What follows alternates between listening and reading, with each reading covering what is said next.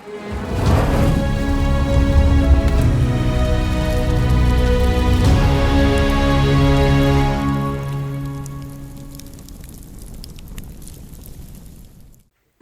Rings of Power Season 2 promises to show us new characters that were not present in Season 1, and in today's video we will be going through all the ones we may potentially see. The characters discussed in today's video will all be Tolkien and canon characters as well. Make sure to like and subscribe, but without further ado, let's get right into it. In at number 10, we have Khamûl, the Easterling King. Khamûl is an awesome character who is an Easterling who later becomes a Nazgul, so his character journey and development from a king of men to one of the nine would be of great intrigue. Khamûl is from the lands of Rhûn, and that is a location we may potentially be heading to in Season 2, especially with the latest filming updates in Tenerife. If that is where Nori and the stranger may end up on their travels, so that would be a nice way to link the characters in.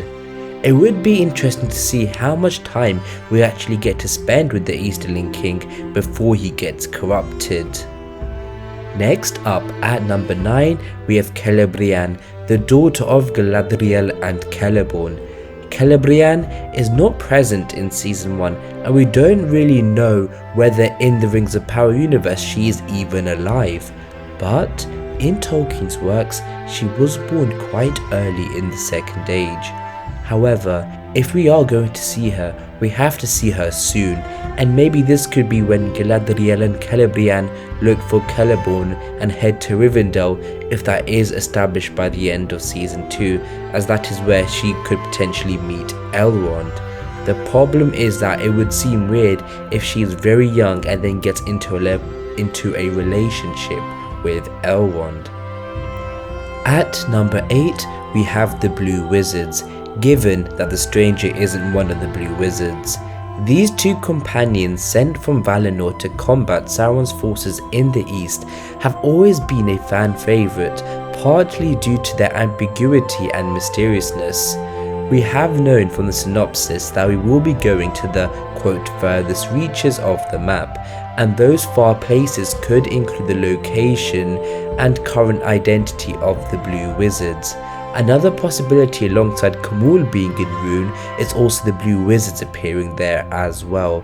That could easily tie in these characters into this overarching story without having too many separate storylines, which was a potential flaw of Season 1. Next up at number 7, we have Orifer, the king of the Sylvan Elves in Greenwood the Great, and also known as the Woodland Realm.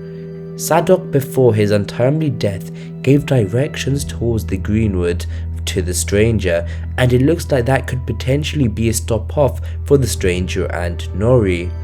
Orifer is an important character, especially much later in the Second Age, by the time of the War of the Last Alliance, where he had his own separate regiment in the battle not under the High King Gil-galad's, and of course this resulted in many casualties. But it would be nice at least to see another Elven King in the show besides Gil-galad. Nearly halfway there, at number 6, we have another Elven ruler, Armdir of Lorien, later known as Lothlorien, and the kingdom of Galadriel and Kellerborn. However, beforehand it was indeed ruled by Armdir, and just like Orifer, during the War of the Last Alliance, he and the Sylvan Elves fought in a separate regiment but got destroyed at the Dead Marshes. Having Armdir in the show would be beneficial in showing the separate factions and clans of elves in Middle-earth during this period, and more of the politicization between the two. Halfway there, at number 5, we have Anarian, the younger brother of Isildur, and a character that we do know for certain is at least alive and within the show universe as well, as he is mentioned multiple times and his current location seems to be on the western side of the island. It seems like Anarian really wants to travel and sail to Middle-earth and has a heart for the sea. We know that of the 9 ships that escaped the downfall of Numenor, 2 of them were Anarian ships, and when in Middle-earth he helped establish Gondor with his brother.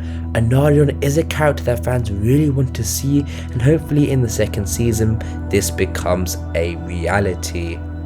At number 4 we have Thranduil, the well-known elf from The Hobbit and also the son of Oliver, a character that we mentioned earlier on in the list.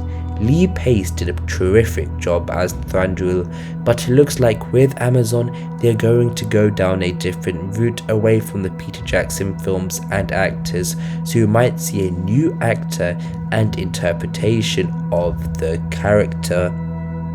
In The Hobbit, we almost saw a Thingol-esque characterization of Thranduil, so it'll be interesting to see whether we get the same traits with this Thranduil in the Rings of Power, if we see him at all of course. During the period of the show, we'll also see his ascension to the throne and becoming the ruler of the Woodland Realm after the War of the Last Alliance, so that would be a nice benchmark there to end his story and give some backstory for people who would then go on to watch The Hobbit. Next up at number 3 we have the famed dwarf Navi, who famously alongside Calibrian helped build the doors of Durin and was an excellent crafter and smith.